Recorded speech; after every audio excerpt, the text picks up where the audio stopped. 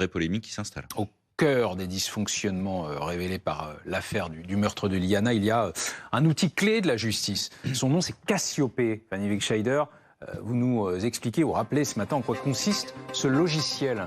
Oui, c'est un outil informatique utilisé depuis 2008, chaîne applicative supportant le système d'information orientée procédure pénale et enfants.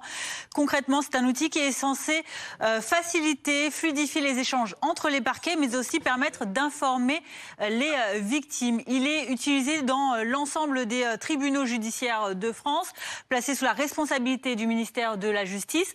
Selon la Cour des comptes, il a coûté en 2018 142 millions d'euros contre seulement 4,5 millions en 2006. Ce logiciel Cassiopée, il est utilisé après une certaine chaîne d'étapes, on va le voir. Tout d'abord, il y a le dépôt de la plainte qui est fait en gendarmerie, en commissariat de police, puis la plainte est transmise au parquet. Et c'est seulement à cette étape, au parquet, que l'on peut utiliser ce logiciel Cassiopée, un logiciel différent de celui qui est utilisé en gendarmerie ou en police. Alors, qui peut utiliser ce logiciel Cassiopée? Uniquement des magistrats, des greffiers, des personnels de tribunaux habilités à le faire. Les données qui y sont recensées peuvent être conservées 10 à 30 ans en fonction de l'importance, de la gravité des procédures.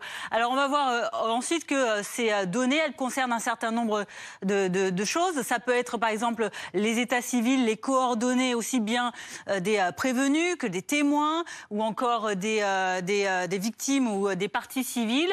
On peut aussi y trouver le type d'infractions qui ont été commises.